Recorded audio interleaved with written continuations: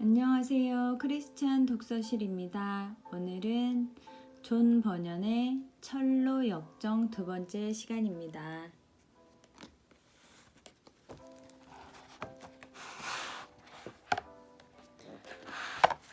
짐을 버리고 순례의 길로. 꿈은 계속됐다.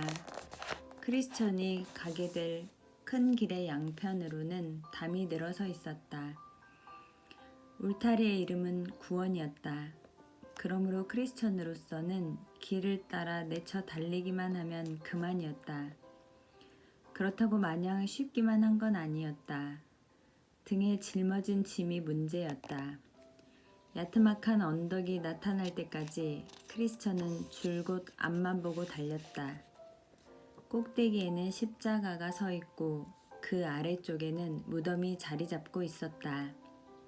그런데 언덕을 기어 올라 십자가에 이르자 짐보따리가 등에서 툭 떨어져 나가더니 떼굴떼굴 굴러서 무덤 속으로 사라져버리고 말았다. 마침내 자유로워진 크리스천은 더할 나위 없이 즐거워하며 행복에 겨워 소리쳤다.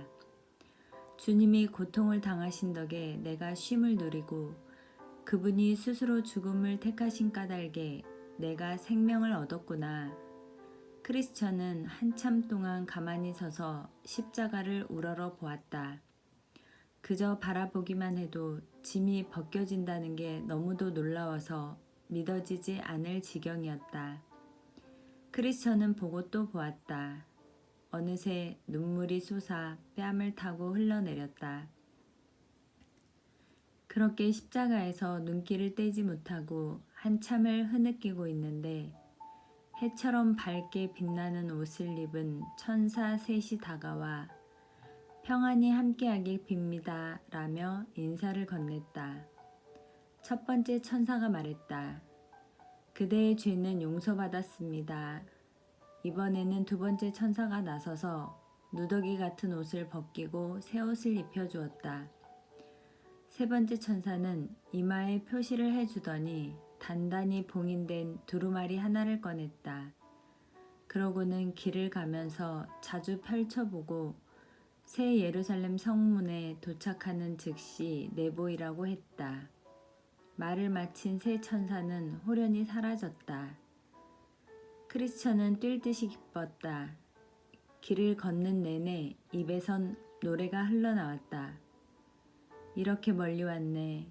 쥐짐에 눌린 채 달래줄리 찾을 수 없어 안에 감춘 기쁜 슬픔. 마침내 이르렀네. 이곳은 얼마나 멋진가. 여기는 그저 시작이리라. 온전하고 영원한 축복이여. 이제 짐은 떨어졌네. 내 등에서 영원히. 붙들어 맸던 끈은 풀리고 은혜가 슬픔을 잘라냈네. 복된 십자가여, 복된 무덤이여, 그리고 가장 복된 분이여. 나를 위해 수치를 당하신, 기꺼이 모욕을 받으신 주님이여. 크리스천은 계속 걸어서 언덕 아래에 도착했다. 순간 한쪽 길바닥에서 쇠사슬에 발목이 묶인 채로 세 남자가 누워 곤히 잠들어 있는 게 보였다. 첫 번째 사내의 이름은 우메, 둘째는 나테, 마지막은 방자였다. 크리스천은 빨리 깨우지 않으면 큰일 나겠다 생각하고 다가가서 말했다. 어쩌자고 망망대해나 다름없는 곳에서 자고 있는 겁니까? 영락없이 돛대 꼭대기에 누운 꼴이로군요. 아래로는 깊이를 알 수 없는 죽음의 바다가 입을 쩍 벌리고 있는데 어떻게 이렇게 태평할 수 있단 말입니까? 어서 일어나서 길 밖으로 나가세요. 괜찮다면 쇠사슬과 족쇄를 벗어버리게 도와드리겠습니다. 원수가 오는 사자같이 삼킬 자를 찾아 두루 다니다 여러분을 보면 당장 달려들어 그 무서운 이빨로 물어뜯고 말 겁니다. 졸린 눈을 비비며 일어난 세 남자는 크리스천을 보더니 투덜대기 시작했다. 먼저 우메가 입을 열었다. 도대체 뭐가 위험하다고 이 난립니까? 나태가 거들었다. 조금만 더 잤으면 딱 좋았는데 방자도 한마디 했다. 사람마다 생각이 다르고 갈 길이 다 다른 거요. 괜히 끼어들어 이래라 저래라 하지 말고 되게 앞가림이나 잘하쇼. 그러더니 다시 벌렁 누워 잠을 청했다. 크리스천도 할 수 없이 발길을 돌렸다. 크리스천은 생각할수록 마음이 불편했다. 위험천만해 보이기에 깨우고 타이르고 심지어 족쇄까지 풀어주겠다는데 어쩌면 그렇게 남의 친절을 깡그리 무시할 수가 있단 말인가. 이런 생각을 하며 걷는데 두 사나이가 왼쪽 담장을 훌쩍 뛰어넘어 좁은 길로 내려섰다. 한쪽은 허울이었고 일행은 위선이었다. 둘은 곧장 이편으로 다가왔다. 얼마 가지 않아서 셋은 나란히 걷게 되었다. 크리스천은 망설이지 않고 말을 걸었다. 신사 양반들은 어디서 와서 어디로 가십니까? 허울과 위선이 대답했다. 우린 허영이란 지방에서 태어나서 시온산으로 가는 길이요. 거기서는 찬양과 영광을 한 몸에 받을 수 있다고 해서. 크리스천이 물었다. 그럼 이 길 초입에 서 있는 문으로 들어오지 그러셨어요. 문으로 들어가지 아니하고 다른 데로 넘어 들어가는 사람은 도둑이요 강도라는 말씀도 못 들어보셨어요? 허울과 위선은 자신들처럼 그저 담을 타넘기만 하면 질러갈 수 있는데 한사코 문을 지나서 길에 들어서길 고집하는 건 불편하기 이를 데 없는 소모전이라고 단정했다. 고향에서는 자기들뿐만 아니라 다들 그렇게 산다는 것이다. 하지만 무단 침입으로 볼 수도 있지 않을까요? 우리가 가려는 새 예루살렘 성의 주인께서는 손수 보여주신 뜻을 어기는 짓으로 여기실 거예요. 크리스천이 말했다. 허울과 위선은 1000년도 더 된 고향의 관습일 뿐이니 너무 신경 쓰지 말라며 도리어 크리스천의 입을 막으려 했다. 하지만 그런 관습이 법적으로도 인정받을 수 있을까요? 크리스천은 끈질기게 물고 늘어졌다. 두 사람은 조금도 주눅들지 않고 대답했다. 공정한 재판관이라면 합법적인 풍속이란 판결을 내릴 거요. 지름길을 통해서 끼어드는 건 1000년이 넘는 세월 동안 이어져 내려온 존통이거든. 그리고 길을 제대로 찾아들었으면 그만이지 어떻게 왔느냐가 머글이 중요하다고 호들갑이시오. 어쨌든 들어왔잖소. 댁은 좁은 문을 지나서 여기까지 왔고 우린 담을 넘어서 왔지만 이렇게 같은 길을 가고 있소. 그쪽이 선택한 방식이 우리가 고른 방법보다 낫다는 보장이 어디에 있소. 크리스천도 지지 않았다. 나는 하나님이 정하신 길을 따라가지만 여러분들을 마음 내키는 대로 걷습니다. 이미 이 길의 주인께서는 여러분을 도둑으로 지목하셨습니다. 그러니 두 분이 여행을 마치고 목적지에 도착한다 해도 진실한 사람이라는 평가를 받을 수 있을지 지극히 의심스럽습니다. 주님의 가르침을 쫓지 않고 제멋대로 끼어들었으니 결국 그분의 사랑을 잊지 못하고 제풀에 밀려나고 말 겁니다. 말문이 막힌 두 사람은 남의 일에 상관 말라며 언성을 높였다. 크리스천과 나란히 걸으면서 법률과 규정이라면 누구 못지않게 충실히 지켰다는 소리만 몇 번씩이나 되풀이했다. 나중에는 부끄럽고 벌거벗은 몸을 감출셈으로 어디선가 얻어 입었을 게 분명한 그 겉옷을 빼면 크리스천과 자신들 사이에 다를 게 뭐가 있느냐고도 했다. 크리스천은 또박또박 받아쳤다. 법률과 규정을 지키는 것만으로는 구원을 받을 수 없습니다. 좁은 문을 통해 이 길에 들어서지 않았기 때문이죠. 내가 걸친 이 외투로 말하자면 우리가 가고 있는 곳의 주인님이 주신 겁니다. 여러분이 말씀하신 그대로 벌거벗은 몸을 가리라고요. 그러니까 이건 그분의 따뜻한 마음을 보여주는 상징인 셈입니다. 전에는 달랑 누더기 한 벌뿐이었어요. 언젠가 새 예루살렘 성에 도착하면 거기를 다스리는 주인 어른이 이 겉옷을 보고 날 확실히 알아보실 거란 생각을 할 때마다 얼마나 위로가 되었는지 모릅니다. 주님이 손수 내 더럽고 해진 옷을 벗기시고 이 외투를 입혀주셨거든요. 그뿐이 아닙니다. 두 분은 아마 알아보지 못하겠지만 이마에도 표시가 있어요. 무거운 진보다리가 벗겨지던 날 주님과 가장 가까운 동료 가운데 한 분이 만들어준 거예요. 여행을 하면서 꺼내 읽고 힘을 얻으라고 주신 두루마리도 있어요. 새 예루살렘 성문에서 신분증처럼 꺼내 보이면 반갑게 맞아줄 거라고 하더군요. 모르긴 해도 여러분은 이런 것들에는 아무 관심이 없으실 것 같군요. 좁은 문을 통해 들어오지 않으셨으니 말입니다. 허울과 위선은 가타부타 대꾸가 없었다. 서로 마주보고 껄껄 웃었을 따름이다. 크리스천은 두 사람과 한 길을 나란히 걸으면서도 더 이상 말을 섞지 않았다. 그저 혼자 말을 하거나 깊은 한숨을 내쉬었다. 가끔씩 스스로 격려하며 기운을 북돋았다.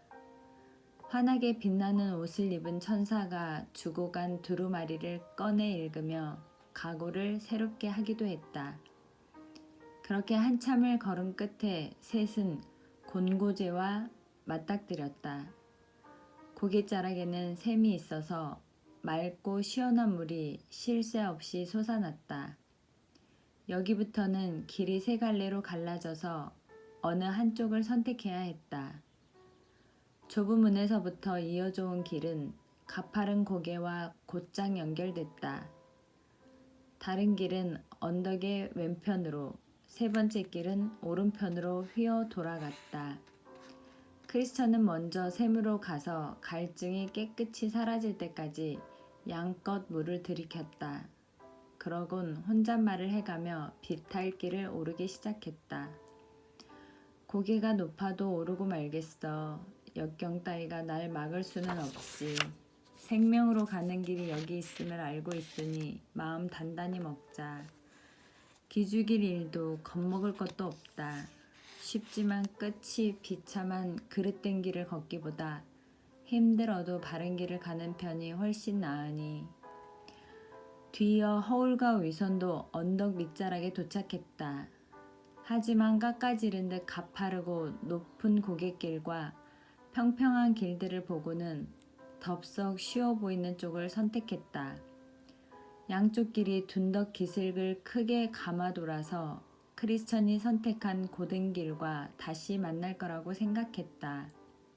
한쪽의 이름은 위험이었고 반대편 도로는 파멸이었다. 허울은 위험이란 이정표가 서 있는 쪽으로 방향을 잡았다.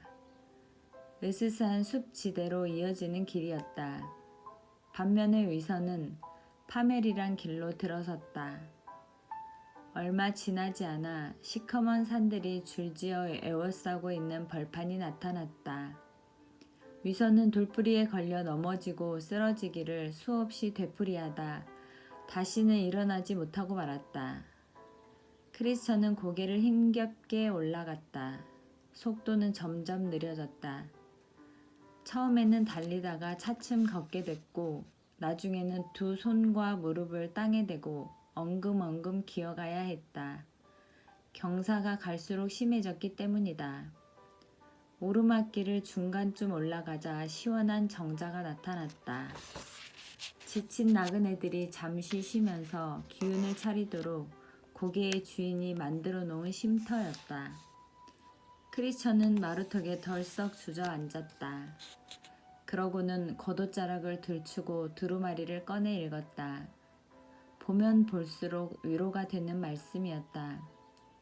예전에 십자가 아래에 갔을 때 받은 외투도 다시 한번 훑어보았다. 놀랍게 변한 자기 삶을 돌아보면 흐뭇하기 이를 데 없었다. 모처럼 편안히 쉬다 보니 까뭇하게 졸음이 밀려왔다. 크리스천은 금세 골아떨어져서 한밤중이 될 때까지 내쳐 잤다. 잠이 얼마나 달았던지 두루마리를 떨어뜨리는지도 모르고 코를 골았다. 그렇게 늘어져 있는데 누군가 다가와서 깨우는 것 같은 소리가 들렸다. 게으른 사람아, 개미에게 가서 그들이 사는 것을 살펴보고 지혜를 얻어라. 퍼뜩 깨어난 크리스천은 용수철처럼 튀어 일어나서 다시 길을 재촉하기 시작했다. 고갯마루에 이르려면 아직도 한참을 더 가야 했다. 꼭대기에 도착하자 저만치 두 남자가 마주 달려오는 게 보였다. 소심과 불신이었다. 크리스천이 물었다. 여보시오들, 도대체 무슨 사연이 있기에 길을 거슬러 달려가는 겁니까? 소심은 자기들 역시 시온성으로 가려고 공고제를 기어 올라왔노라고 했다. 하지만 가면 갈수록 위험한 일들을 더 자주 만나게 되는 거예요. 그러니 돌이킬 수밖에요. 출발했던 곳으로 다시 돌아가려고요. 그럼요, 그렇고 말고요. 불신이 거들었다. 저 앞 길목에는 사자가 2마리씩이나 딱 버티고 있다니까요. 자는지 깨어 있는지는 정확하지 않았어요. 하지만 가까이 갔더라면 녀석들의 소나기에 잡혀 온몸이 갈기갈기 찢겨 나갔을 거예요. 불보듯 뻔한 일이죠. 크리스천이 말했다. 말씀을 들으니 겁이 나네요. 목숨을 건지려면 어디로 가야 할까요? 발길을 돌려 고향으로 돌아가면 죽을 수밖에 없어요. 머지않아 하늘에서 유황불이 쏟아지게 되어 있거든요. 새 예루살렘에 들어간다면 100% 안전하죠. 나로서는 전진할 수밖에 없어요. 돌아가는 건 곧 죽음을 의미하니까요. 앞만 보고 나아간다면 죽을 것만 같은 공포감에 시달리겠지만 그걸 넘어서면 영원한 생명을 얻을 수 있잖아요. 난 계속 가겠어요.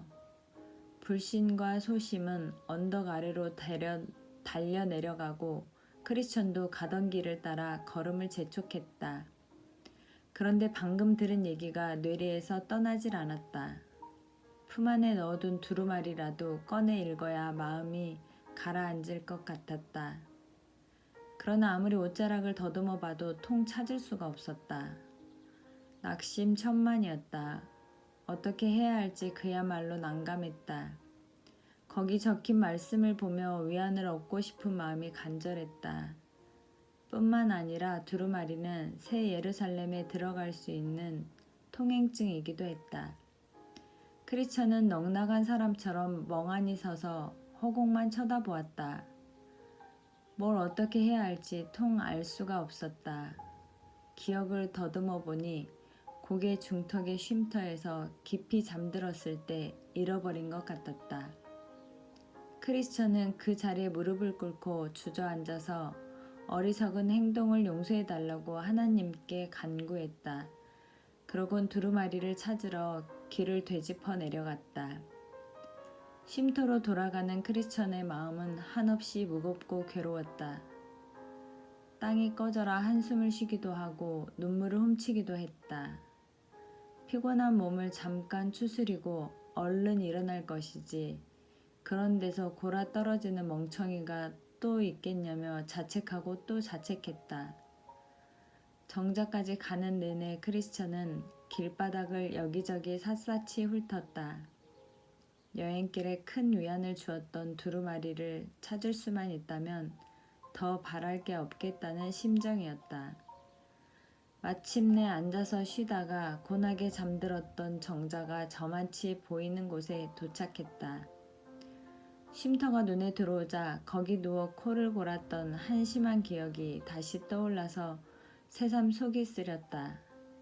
크리스천은 잠을 저주하며 탄식했다. 대낮에 떠매고 가도 모르게 깊이 잠이 들다니 난 참 형편없는 인간이로구나.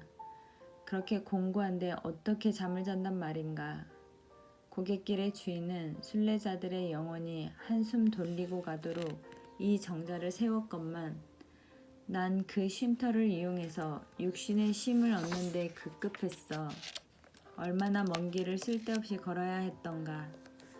이스라엘 백성들이 죄 때문에 겪었던 일이나 매 한 가지야. 그이들도 홍해길을 오랫도록 찾아 헤매 다녔잖아. 기뻐하며 지나갔던 길을 이제 괴로움과 슬픔에 잠겨 다시 가야 해. 거기서 잠들지만 않았더라면 결코 벌어지지 않았을 일이지. 지금쯤이면 까마득히 먼 데까지 갔을 텐데 한 번이면 충분한 길을 3번씩이나 걸을 수밖에 없게 됐어. 벌써 낮은 거지만 물러가고 한밤의 어둠이 밀려들기 시작하는구나. 오, 그렇게 잠들지 않았더라면 얼마나 좋았을까. 크리스천은 정자에 앉아서 눈물을 쏟았다. 그러나 슬픔을 주체하지 못하면서도 마지막으로 누웠던 자리 밑을 살펴보았다. 바로 그 순간 의자 아래로 삐죽 나와 있는 두루마리가 눈에 확 들어오는 게 아닌가. 떨리는 손으로 낚아채듯 집어올린 크리스천은 누가 볼세라 얼른 품 안에 감추었다. 잃어버렸던 두루마리를 되찾은 기쁨을 어디다 비할 수 있으랴. 그건 생명을 보장하고 새 예루살렘 성에 들어갈 길을 열어주는 보증서였다. 크리스천은 두루마리를 외투 안쪽 깊숙한 곳에 조심스럽게 간직했다. 그리고 그 소중한 물건이 떨어져 있는 자리로 시선을 돌리게 하신 하나님께 감사를 드리고 감격의 눈물을 흘리며 다시 길을 떠났다. 크리스천은 재빨리 고갯길을 타고 올라갔다. 하지만 꼭대기에 이르기도 전에 해가 지고 말았다. 쉼터에서 자느라 낭비해버린 시간이 두고두고 아쉬웠다. 저도 모르게 원망이 새어나왔다. 오, 벌받아 마땅한 잠이여. 거기서 지체한 탓에 길에서 밤을 맞게 됐구나. 햇살이 사라진 길을 걸어야 하다니. 어둠이 뒤덮이면 어디로 가는지조차 분간하기 어려울 텐데. 쓸데없이 자는 바람에 음산한 동물들의 울음소리까지 듣게 됐어. 문득 사자들을 보니 오금이 저리더라는 불신과 소심의 이야기가 떠올랐다. 크리스천은 혼자 중얼거렸다. 그런 짐승들은 먹잇감을 찾아 밤중에 어슬렁거리게 마련인데 칠흑같이 어두운 길에서 녀석들과 마주치면 어디로 달아나지? 놈들에게 잡혀서 갈기갈기 찢기지 않으려면 어떻게 해야 할까? 이런 생각을 하면서도 크리스천은 걸음을 멈추지 않았다. 온갖 불리한 조건들을 곱씹으며 걷다가 고개를 들어보니 눈앞에 웅장한 건물이 나타났다. 뷰티풀이라는 대골같이 큰 집이었는데 큰 길 바로 곁에 서 있었다.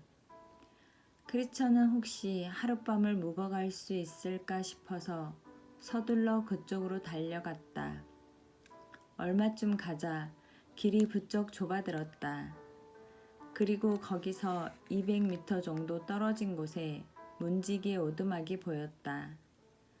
다가가면서 자세히 살펴보니 사자 2마리가 길에서 어슬렁거리는 게 눈에 들어왔다.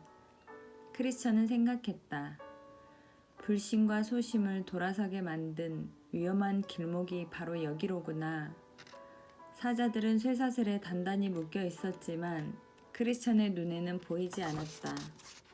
그래서 겁을 잔뜩 집어먹고 뒷걸음질을 쳤다. 무작정 걷다가는 100이면 100 잡아먹힐 것만 같았다. 바로 그때 건너편 오두막에서 한 남자가 얼굴을 내밀었다. 주의 깊은이란 이름을 가진 문지기였는데 당장이라도 내빼려는 듯 주춤거리는 크리스천을 보고 냅다 소리쳤다.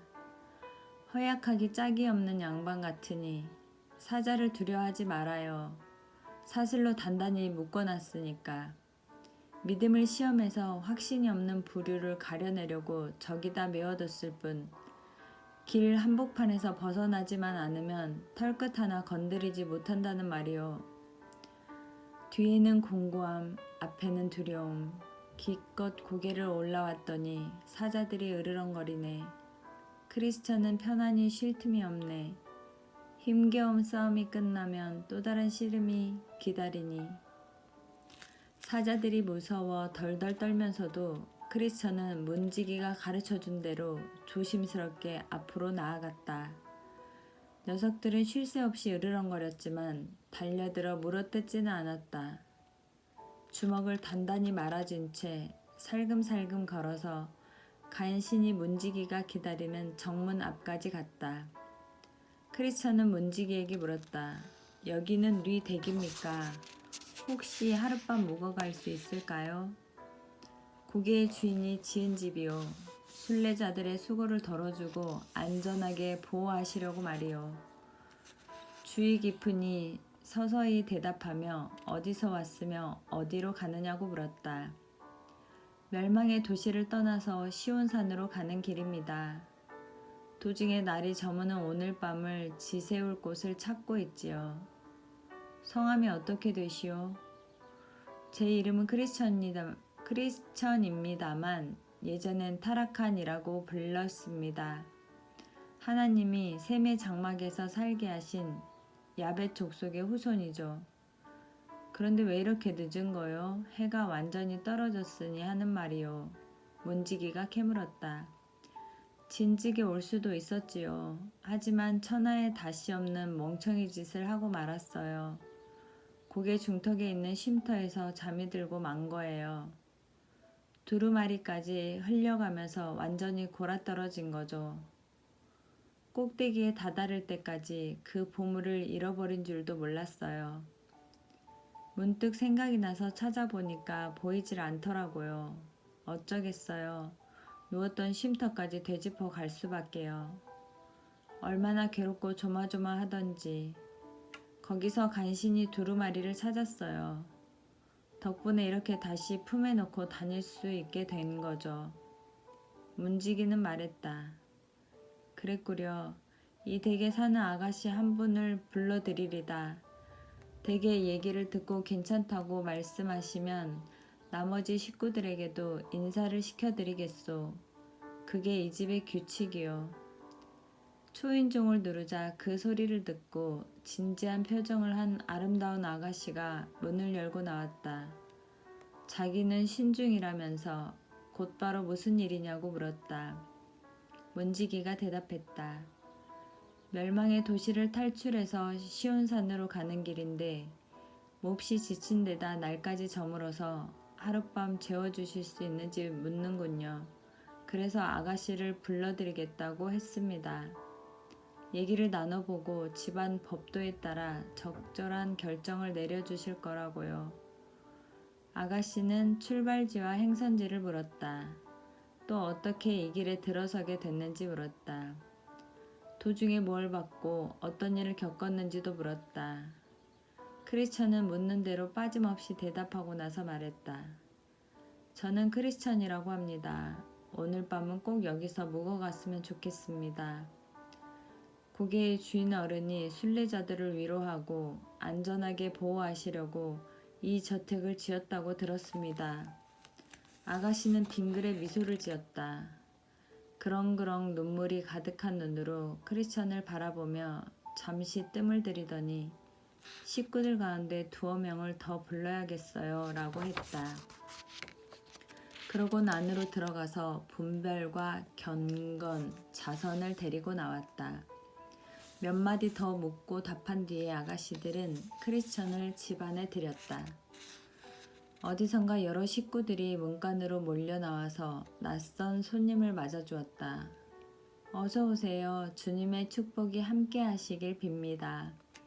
이곳은 댁과 같은 순례자들을 환대하시려고 이 고개의 주인께서 지은 집입니다. 크리스천은 깊이 고개 숙여 인사하고 식구들을 따라 집 안으로 들어갔다. 자리를 잡고 앉자 마실 것을 가져다 주었다. 그리고 저녁 식사가 준비되는 동안 한데 어울려 이런저런 이야기를 나누었다. 너나 없이 흥미로운 토론으로 유익한 시간을 보냈다. 누군가 경건과 분별, 자선에게 한마디 해달라고 부탁했다. 경건이 가장 먼저 입을 열었다. 착한 크리스천 씨, 잘 오셨습니다. 오늘 밤 우리 집에 모시게 돼서 얼마나 기쁜지 모르겠습니다. 여기까지 오는 동안 경험한 일들을 나눠주시면 모두에게 큰 도움이 될 것 같습니다. 크리스찬이 화답했다. 제 순례길에 관심을 가져주시니 참 반갑습니다. 기꺼이 모험담을 들려드리죠. 순례에 나서게 된 제일 큰 동기가 무언지 알고 싶습니다. 경건이 말했다. 무시무시한 환상을 도저히 떨쳐버릴 수 없어서 쫓기듯 고향에서 도망쳐 나왔습니다. 거기에 계속 머물렀다가는 죽음을 모면할 수 없다는 메시지였어요. 크리스천이 대답했다. 집을 나온 뒤에 하필 이쪽 길로 들어선 까닭은 뭐죠? 무슨 일이 있었던 건가요? 하나님이 그렇게 인도하셨어요. 파멸을 두려워하는 마음이 날 찍어 눌렀어요. 어디로 가야 할지조차 모르겠더라고요. 온몸을 떨고 부르짖으며 세월을 보내다가 우연히 어떤 분을 만나게 됐어요. 자기는 전도자라고 하면서 좁은 문으로 가라고 하더군요. 그 양반이 방향을 짚어주지 않았더라면 나로서는 바른 길을 찾을 수가 없었을 거예요. 가르쳐준 대로 쭉 따라오다 보니 결국 이 집까지 오게 됐습니다. 중간에 해석자의 집에 들르지 않았던가요? 경건이 재우쳐 물었다. 맞습니다. 그 댁에 있으면서 평생 잊지 못할 일들을 보고 들었습니다. 특히 세 가지가 가장 중요했어요. 첫째로 어떻게 그리스도께서 사탄의 회방에도 불구하고 마음속에서 은혜의 사역을 계속해 나가시는지 깨달았습니다. 둘째로 철장에 갇힌 사나이를 만났습니다. 죄를 짓고 스스로 하나님의 사랑을 기대하지 못하게 된 인물이었죠. 마지막으로 잠을 자다가 마지막 심판이 닥쳐오고 있음을 알게 된 이의 꿈 이야기였습니다. 크리스천이 대답했다. 정말 꿈에 본 일들을 자세히 설명해 주었단 말입니까? 경건은 고개를 가우뚱거렸다. 그렇습니다. 정말 무서운 꿈이었어요. 얘기를 들으면서 얼마나 마음이 찔렸는지 모릅니다. 그래도 듣기를 정말 잘했다는 생각이 들었습니다. 해석자의 집에서 본 게 그것뿐인가요? 경건은 집요하게 캐물었다. 그렇지 않습니다. 크리스천은 손사래를 쳤다. 해석자는 온 백성이 모두 금빛 찬란한 옷을 입고 있는 우아한 궁전으로 데려갔습니다. 거기서 용감한 사나이 하나가 무장 병사들의 방어벽을 뚫고 성문으로 돌진하는 장면을 보았습니다. 그러곤 열렬한 환영을 받으며 영원한 영광 가운데로 들어가더군요. 보는 것만으로도 얼마나 황홀하던지. 그 고마운 분 댁에 1년이라도 머물고 싶었지만 가야 할 길이 멀어서 그러지는 못했습니다. 여기까지 오는 도중에 또 무얼 보았습니까? 경건은 더 많은 걸 알고 싶어 했다. 본 게 있지요. 조금만 더 갔더니 어떤 분이 피를 흘리며 나무에 달려있는 게 보였습니다. 신기하게도 그분을 바라보는 순간 진보다리가 등에서 떨어져 나갔습니다. 등짐이 너무 무거운 탓에 줄곧 끙끙거렸는데 그게 순식간에 해결돼 버린 겁니다. 좀처럼 보기 힘든 놀라운 일이었습니다. 그때까지 그 비슷한 일조차 겪은 적이 없었어요. 그 자리에 얼어붙은 채 십자가에 달린 분을 우러러 보고 있는데 해처럼 밝게 빛나는 천사 셋이 다가왔습니다. 한 분은 모든 죄가 용서받았음을 확인해 주었습니다. 또 다른 분은 누더기를 벗기고 여러분이 보고 계신 이 외투를 둘러주었습니다. 세 번째 분은 내 이마에 표시를 하고 봉인된 이 두루마리를 주었습니다. 크리스천은 품 안에서 두루마리를 꺼내 보였다. 경건은 다시 캐물었다. 다른 것들도 보았지요? 그렇지 않은가요? 크리스천은 지체 없이 대꾸했다. 지금껏 한 얘기들은 모두 굵직굵직한 일들만 추린 겁니다. 그 밖에도 이것저것 본 게 많습니다. 이를테면 새로 만든 족쇄를 찬 채 길 한쪽에서 자고 있는 세 남자를 만났습니다. 과연 제가 그 친구들을 깨울 수 있었을까요? 여러분들은 어떻게 생각하세요? 허울과 위선이 쉬운 산에 간다면서 담을 넘어 끼어드는 것도 보았어요. 하지만 얼마 못 가서 길을 잃고 말더라고요. 그럴 것 같아서 여러 차례 주의를 주었지만 들은 척도 않더군요. 하지만 가장 힘들었던 건 이 고개를 기어오르고 사자와 맞닥뜨리는 따위의 일이었어요. 문간에 서 있던 고마운 문지기 양반이 아니었더라면 뒷걸음질 치다가 술래고 뭐고 다 집어치웠을 거예요. 하지만 이제는 여기까지 이르게 해주신 하나님께 참으로 감사해요. 반가이 맞아주신 여러분들도 고맙고요. 이번엔 분별이 크리스천에게 묻기 시작했다.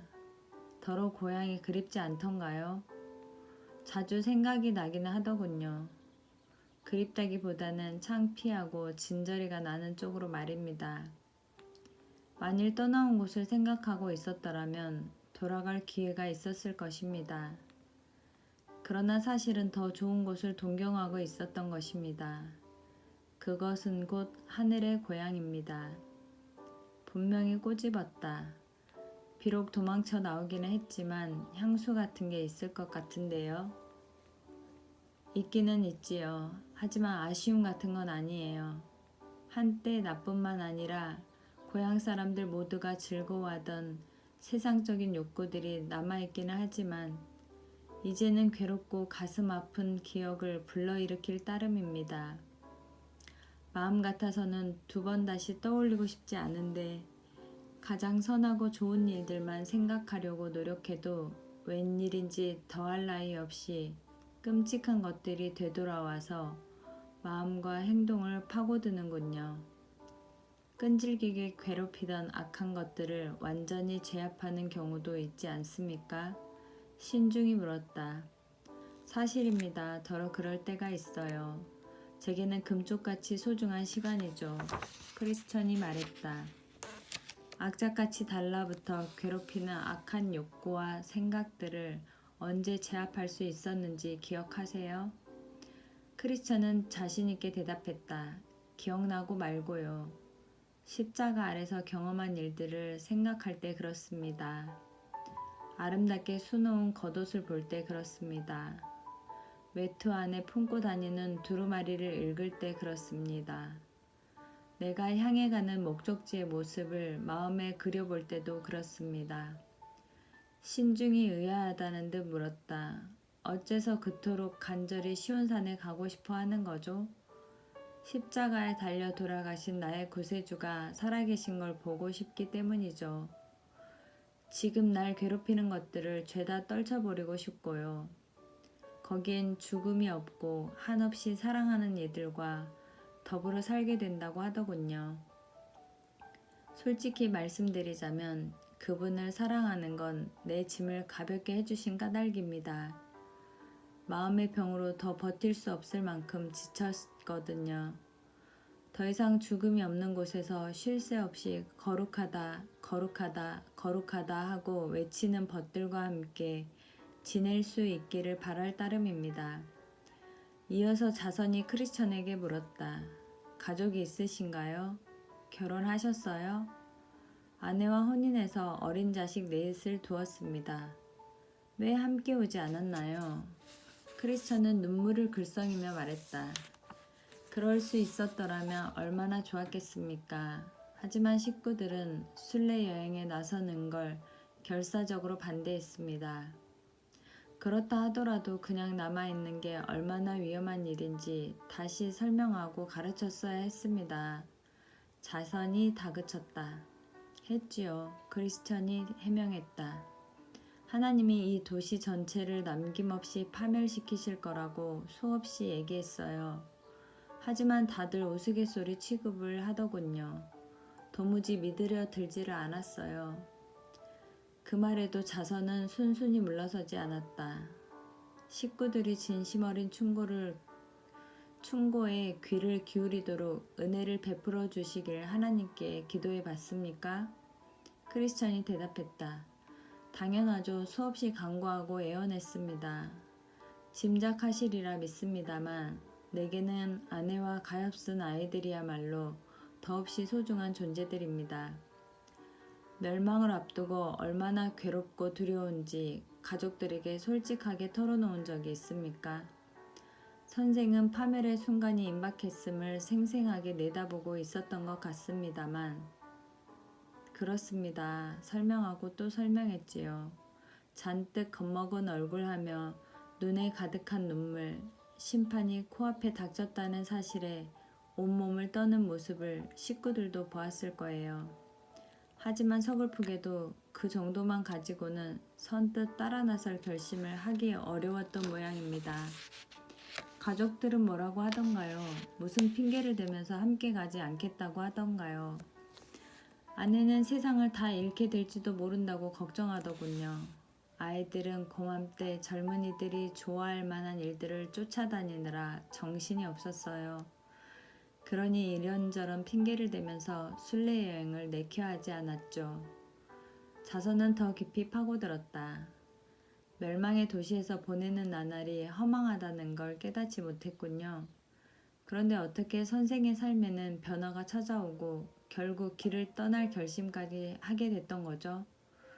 계속 고향에 머물러 사는 게 얼마나 어리석은 일인지, 순례 여행에 따라 나서는 게 얼마나 훌륭한 결정인지 확실하게 깨닫도록 도와줄 수는 없었습니까? 크리스천은 대답했다. 물론 썩 잘 살았다고 자부할 수는 없지요. 흠과 잘못이 많다는 걸 모르진 않습니다. 제 아무리 그럴듯한 말을 해도 사는 꼴이 엉망이면 설득력이 떨어진다는 점도 잘 압니다. 하지만 식구들한테 공격할 빌미를 주지 않으려고 조심스럽게 행동해온 것도 엄연한 사실입니다. 나로서는 아내와 아이들이 순례길에 따라서는 걸 주저하게 만들 만한 행동을 한 적은 없습니다. 그런데 식구들은 바로 그런 점을 트집 잡더군요. 너무 엄격한 잣대를 들이대서 자기들 보기에는 전혀 죄 될 게 없는 일을 가지고도 문제를 삼는다는 거죠. 하나님의 뜻을 거스르거나 이웃에게 해를 끼치는 죄를 저지르지 않으려고 신경을 쓰는 게 가족들 눈에는 앞길을 가로막는 행동으로 보였던 모양이에요. 자선이 마무리했다. 가인이 동생을 미워한 것도 그가 한 일은 악했는데 동생이 한 일은 의로웠기 때문입니다. 아내와 아이들이 똑같은 이유로 거북하게 여겼다면 스스로 죄의 싹을 치를 테고 선생은 그 피해서 자유로울 수 있을 것입니다. 크리스천과 숙녀들은 식사가 준비될 때까지 많은 이야기를 나누었다. 식탁이 마련되고 상이 차려지자 다 같이 둘러앉았다. 상에는 먹음직스러운 음식들과 향기로운 포도주가 그득했으며 고개의 주인에 얽힌 사연들로 이야기꽃을 피웠다. 주님이 무슨 일을 하셨고 왜 그렇게 하셨는지, 무엇 때문에 이 집을 세우셨는지 나누며 찬양했다. 듣자 하니 위대한 용사이셨음에 틀림없었다. 죽음의 세력을 쥐고 있는 자와 싸워서 큰 어려움을 겪으신 끝에 결국 승리하셨다고 했다. 그런 얘기를 들으니 주님을 사랑하는 마음이 더욱 커졌다. 그러기 위해서 주님은 엄청난 피를 쏟았다고 했다. 크리스천은 그 말을 믿어 의심치 않았다. 하지만 가장 영광스럽고 은혜로운 점은 오직 자신의 백성을 사랑하는 순순한 마음으로 그 모든 고난을 당하셨다는 사실이었다. 저택의 식솔들 가운데는 그분이 십자가에서 돌아가신 뒤에 주님과 대화를 나눈 이들도 있다고 했다. 아무리 멀리 가더라도 반드시 함께 하시겠다고 친히 말씀하시는 걸 분명히 들었노라고 장담했다.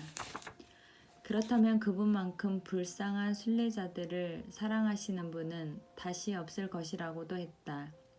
뿐만 아니라 그분께 직접 들었다는 다른 말들도 전해주었다. 가련한 백성들을 위해 영광을 스스로 벗어버렸으며 시온산에 홀로 계시지 않겠다고 분명하게 못 박아 말씀하셨다는 얘기였다.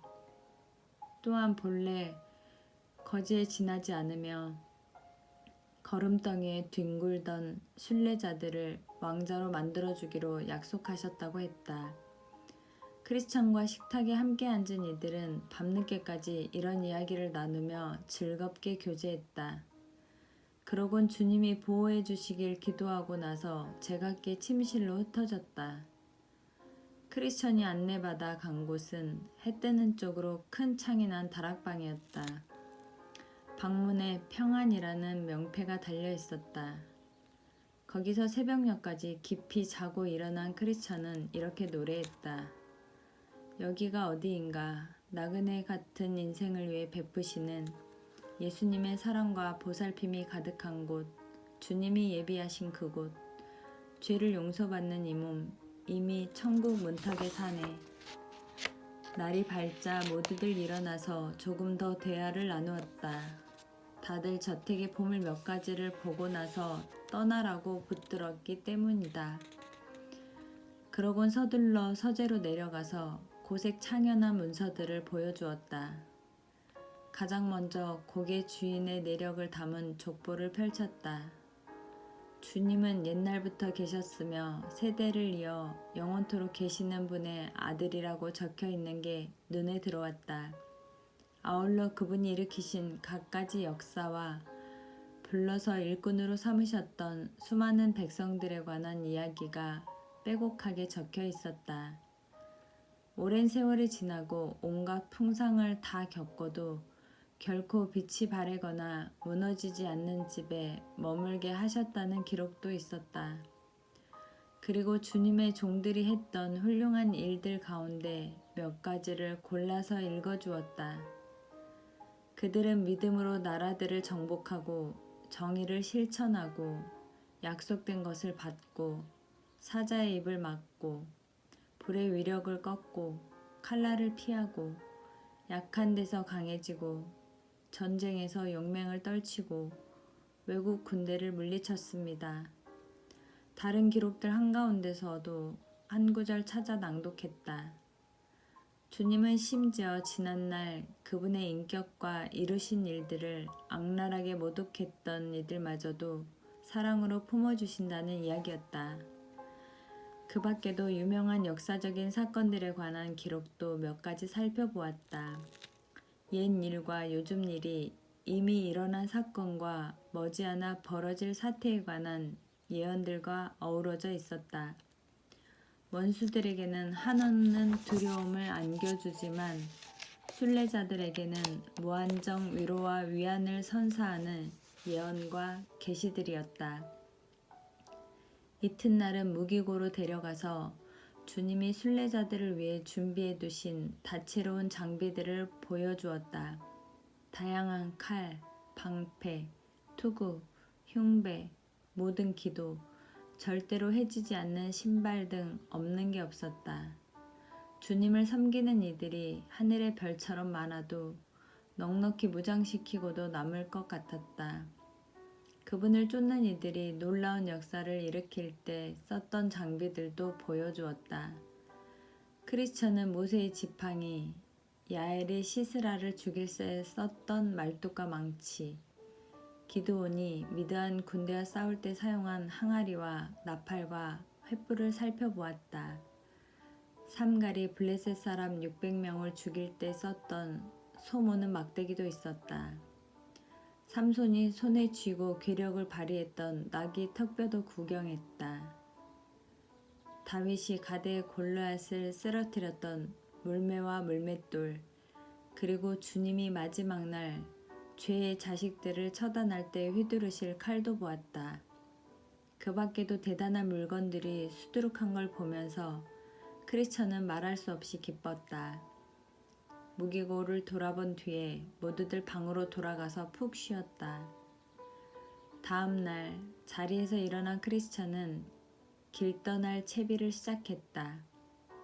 하지만 저택 식구들은 날씨가 쾌청해지면 환희산맥이 나타날 테니 그걸 보고 가라고 붙들었다. 그곳은 최종 목적지와 훨씬 더 가까우므로 더 큰 격려와 위로를 받게 될 거라고 했다. 결국 하루 더 묵어가기로 했다. 그 다음날 식구들은 크리스천을 옥상으로 데려가더니 남쪽을 보라고 했다. 저 멀리 숲과 포도원, 가지각색 과일과 꽃들, 우물과 샘들이 아기자기하게 들어서 쾌적한 산골 마을이 보였다. 더없이 아름다운 동네였다. 마을의 이름을 묻자 임마누엘 랜드라고 했다. 여기처럼 저것도 순례자들을 위한 마을입니다.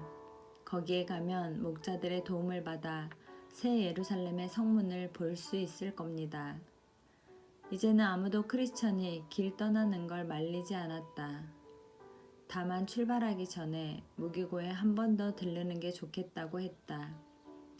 창고에 들어서자 다들 달려들어서 도중에 적의 습격을 받더라도 자신을 지킬 수 있도록 머리부터 발끝까지 무장을 갖추어 주었다.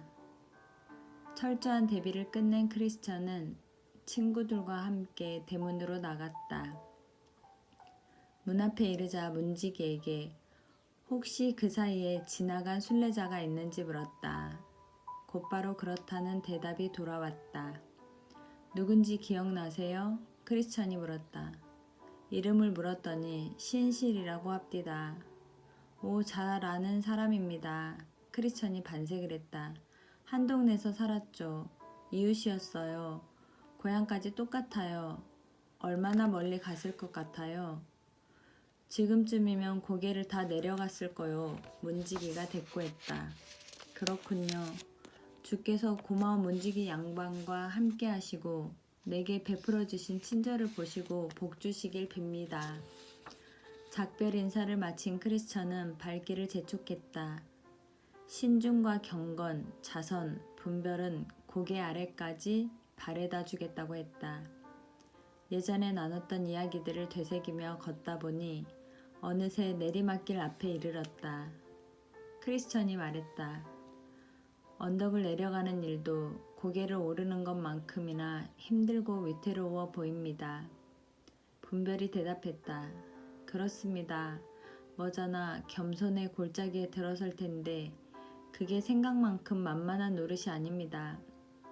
미끄러지거나 넘어지지 않고 비탈을 내려가는 게 좀 힘들어야죠. 그래서 이렇게 모셔다 드리는 겁니다. 크리스천은 조심조심 비탈을 타고 내려가기 시작했다. 도움을 받아가며 살금살금 걸어도 한두 차례 엉덩방아를 찢는 건 어쩔 수가 없었다. 이러구러 일행은 언덕 밑자락에 도착했다. 저택 식구들은 빵 한 덩이와 포도주 한 병, 건포도 한 줌을 건네주었다. 이제부터는 크리스천 혼자 가야 했다.